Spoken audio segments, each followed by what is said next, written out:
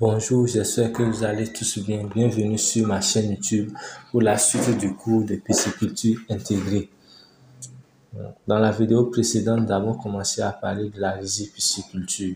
Aujourd'hui, nous allons parler de la sélection d'une rizière pour la pisciculture. Nous allons parler du choix du site. La rizière doit pouvoir retenir l'eau à un niveau constant pendant toute la période de culture du riz. Plus elle peut faire le temps, mieux elle est adaptée à la pisciculture. Les meilleurs champs sont situés juste au-dessus de la haute ligne de partage des eaux, où sont entourées les hautes digues qui les protègent des inondations. Donc, pour faire la riziculture, c'est la culture de poissons comme il y a la culture de riz. Donc, il faut qu'il y ait assez d'eau disponible d'abord pour le riz durant toute la période. Le meilleur niveau de production piscicole est obtenu là où l'eau a au moins 30 cm de profondeur. Peu importe que certaines parties de la rizière soient un peu moins profondes, l'imperméabilité d'un champ dépend surtout du type de sol. Un sol argileux laisse passer moins d'eau qu'un sol sableux.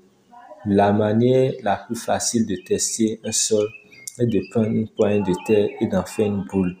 Si on peut jeter la boule d'une main à l'autre à une distance de 50 cm sans qu'elle ne s'effrite, le sol retiendra de l'eau.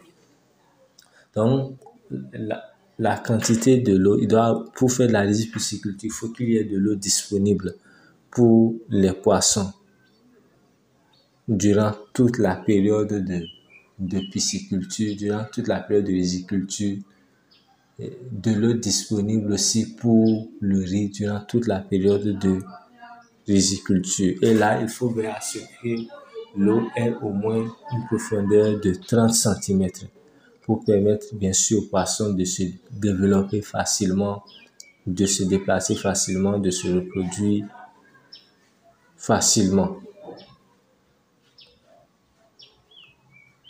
Pour que il y ait de l'eau disponible durant toute la période de riziculture et de pisciculture, ou bien durant toute la période de riziculture, il faut que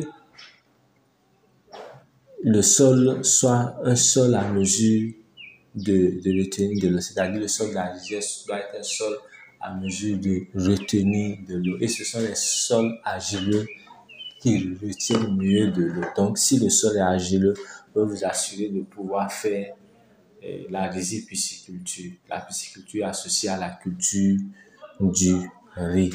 Maintenant, pour tester, pour être à mesure de savoir qu'un sol peut être à mesure de retenir de l'eau, c'est très simple. Vous prenez le fond de la rizière avec votre main, vous formez une boule. Et lorsque vous la lancez d'une main à l'autre, si la boule ne s'effrite pas, c'est-à-dire si la boule ne s'éparpille pas, ça veut dire qu'elle est propice pour la pisciculture, pour la riziculture. Il y a plusieurs méthodes. Vous pouvez aussi la lancer peut-être à une hauteur de 50 cm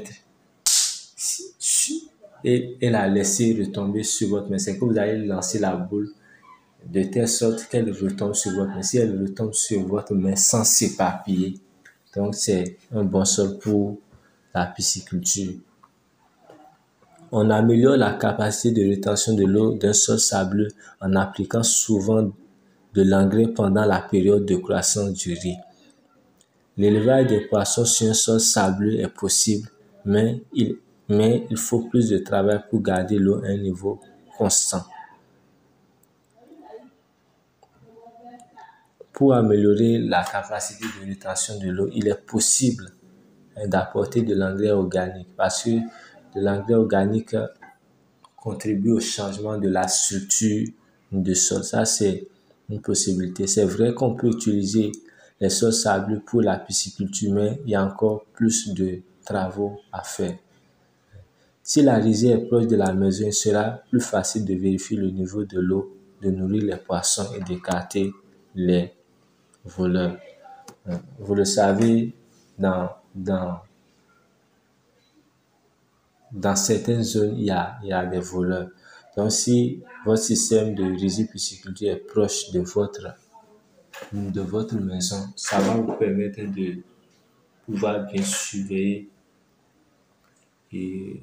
votre élevage de poissons. Parce que vous comprenez que à 30 centimètres de profondeur, c'est facile à tout le monde de rentrer. C'est facile de pêcher les poissons. La prochaine fois, nous allons parler des refuges à poissons dans le système de riziculture. Donc, si le cours de pisciculture intégrée vous intéresse, n'hésitez pas de vous abonner à la chaîne, de cliquer sur la cloche de notification pour recevoir les nouvelles vidéos. N'oubliez pas surtout de liker la vidéo, de la commenter, puis de la partager. À la prochaine pour une nouvelle vidéo.